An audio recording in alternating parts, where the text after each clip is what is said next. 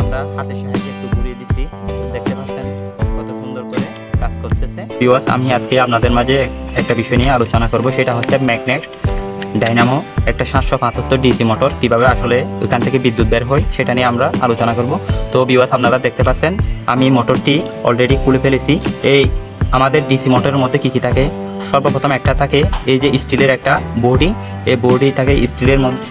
তারপরে দেখতে পাচ্ছেন দুইটা সব থেকে কার্যকরী এই দুইটা ম্যাগনেট থাকে, যা হচ্ছে খুব পাওয়ারফুল ম্যাগনেট। এই ম্যাগনেট থেকে বিদ্যুৎ আবিষ্কার হয়। তো আরও দেখতে পাচ্ছেন একটা আলমিসার থাকে। এই আলমিসারটা আসলে খুব শক্তিশালী আলমিসার। এখানে এই তামার যে তার দেখতে পাচ্ছেন আপনারা, এই তামার তারগুলো পেঁচিয়ে একটা কয়েল তৈরি করছে। এই কয়েলের মধ্যে আলমিসারের মধ্যে এই কয়েলটি সম্পূর্ণরূপে তৈরি করছে। তো আরও দেখতে পাচ্ছেন এটা হচ্ছে কার্বন। এই কার্বনের মাধ্যমে আমরা বিদ্যুৎ সরাসরি আমরা এই বিদ্যুৎকে আমরা কানেকশন করি। এই বিদ্যুৎ যখন আমরা কানেকশন করি তখন এই আলমিসারটি ঘুরতে থাকে এই ম্যাগনেটের সাহায্যে। এই ম্যাগনেট যদি না দেয় আমরা কোনোদিনও আমরা এই মোটরটিকে ঘোরাতে পারবো না।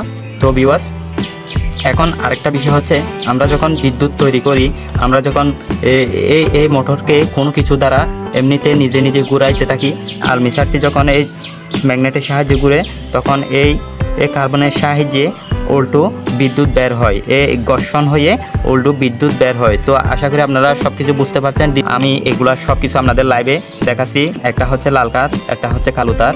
তো এটা হচ্ছে একটা ডিসি 775 একটা মোটর, দেখতে পাচ্ছেন ডিসি 775 একটা মোটর, ডিসি মোটর। তো এখান থেকে আমরা কি করব, আরেকটা মোটরের আরেকটা ফ্যান, একটা মিনি মোটরের আমরা লাল কালো তারের সাথে আমরা কানেকশন করে দেখব আসলে সঠিক পদ্ধতিতে কিভাবে বিদ্যুৎ বের হয়। তো আপনারা ভিডিওটি সম্পূর্ণ দেখেন, এরপরে কিভাবে বিদ্যুৎ বের হয় আমরা এই পাম্পটি সম্পূর্ণ খুলে আপনাদেরকে দেখাবো কিভাবে কোথায় থেকে বিদ্যুৎ আসলে বের হয়, কিসের সাহায্যে আপনারা বিদ্যুৎগুলো পেয়ে থাকেন, জেনারেটর কিভাবে কাজ করে। তো ভিউয়ার্স, আশা করি আপনারা বুঝতে পারছেন। তো আমরা কালোর সাথে কালো কানেকশন করলাম। তো এখন দেখেন, ভিডিওটি যদি আপনাদের ভালো লেগে থাকে, আপনাদের কাজে এসে, তাহলে আমার চ্যানেলটি সাবস্ক্রাইব করতে ভুলবেন না। পরবর্তী ভিডিও না আসা পর্যন্ত অপেক্ষা করবেন। ধন্যবাদ।